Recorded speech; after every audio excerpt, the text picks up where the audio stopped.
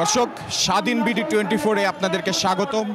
সবার আগে সব খবর এই প্রত্যয়ে আমি সুজয় মজুমদার এই মুহূর্তে যুক্ত আছি রাজধানী শাহবাগ চত্বর থেকে। দর্শক, এই মুহূর্তে শাহবাগের বর্তমান পরিস্থিতি যদি আপনাদেরকে জানাতে যাই তবে বলতে হবে এই মুহূর্তে শাহবাগ চত্বর হয়ে আছে উত্তাল। শাহবাগ চত্বরে রাজপথে অবস্থান করছেন বাংলাদেশের হিন্দু সমাজ। তারা তাদের এক দফা দাবি নিয়ে রাজপথে আছেন।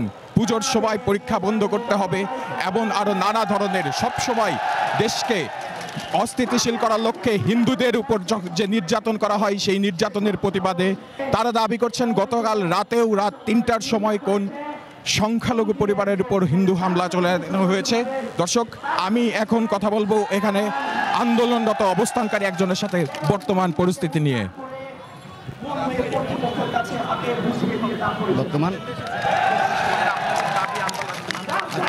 আজকে যে আমাদের আন্দোলন মূল বিষয়টা হচ্ছে আমরা অন্তর্বর্তীকালীন সরকারের কাছে যে 8 দফা দাবি পেশ করেছি তার দ্রুত বাস্তবায়ন এবং দুর্গাপূজায় নিরাপত্তা প্রদান এবং গত 5 তারিখ থেকে 15 তারিখ 20 তারিখ পর্যন্ত 15 দিনে 1086টি সাম্প্রদায়িক হামলা ঘটেছে তার বিচার বিভাগীয় তদন্তের দাবিতে আজকের এই বিক্ষোভ সমাবেশ হচ্ছে এবং এরই দাবিতে আগামী শুক্রবারও শহীদ মিনারে আমাদের কর্মসূচি চলবে। ধন্যবাদ। দর্শক, আমরা কথা বলছিলাম একজন প্রতিবাদী হিন্দু ধর্মাবলম্বীর সাথে। তাদের দাবি 1786টি হামলা হয়েছে তাদের হিন্দু পরিবারের উপর এই নতুন সরকারের কাছে, কিন্তু কোনো ধরনের কোনো পদক্ষেপই নেওয়া হয় নাই। দর্শক, আমরা যদি দেখতে চাই তারা মিডিয়ার উদ্দেশ্যে বলছেন, মিডিয়া তুমি মন্দির পাহারার খবর প্রচার করো কিন্তু মন্দির ভাঙার খবর লুকাও। এর নাম কি স্বাধীনতা? তারা এই স্বাধীন দেশে তাদের স্বাধীনতার দাবি এক দফা, এক দাবি এক কথা মানতে হবে 8 দফা।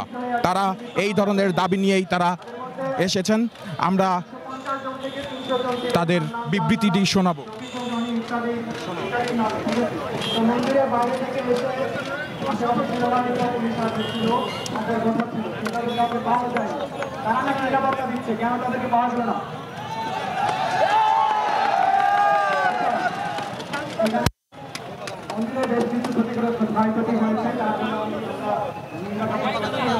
এখানে আমাদের সাংবাদিক ভাইরা আছেন, তাদের দৃষ্টি আকর্ষণ করে বলছি, আমরা বিগত 9 আগস্ট এবং 10 আগস্ট শাহবাগ চত্বরে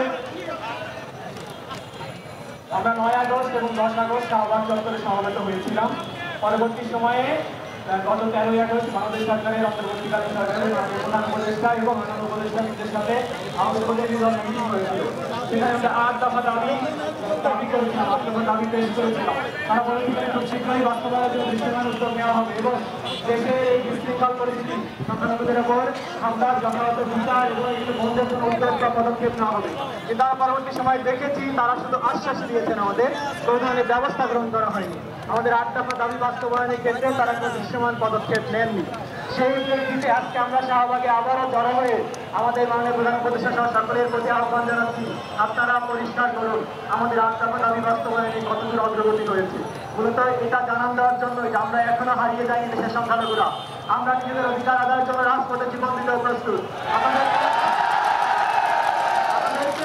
আমরা দ্রুত রোধ করছি, আমরা শান্তি শৃঙ্খলা চাই। আমরা চাই না আমাদের আন্দোলন কেন্দ্রে কোনো বিশৃঙ্খলা তৈরি হোক। আমরা রাজপথে বসে থাকতে চাই না, আমরা ঘরে ফিরতে চাই, পড়ার টেবিলে ফিরতে চাই, যার যার কাছে ফিরতে চাই। সুতরাং আমাদের আজকের মূল দাবি 8 দফা দাবি বাস্তবায়নের জন্য সরকার পক্ষ থেকে দৃশ্যমান উদ্যোগের উদ্যোগ করা হোক, উদ্যোগের দৃশ্যমান পদক্ষেপ নেওয়া হোক। এটাই আমাদের মূল দাবি, অন্যথায় আমরা আমাদের শান্তিপূর্ণ কর্মসূচি চালিয়ে যাব।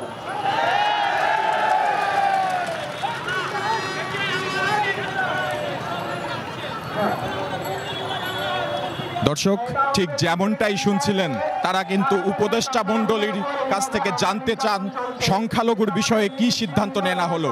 এই সিদ্ধান্ত নেওয়ার জন্যই তারা তাদের অবস্থান জানান দিয়ে শাহবাগ চত্বরে অবস্থান কর্মসূচি পালন করছেন।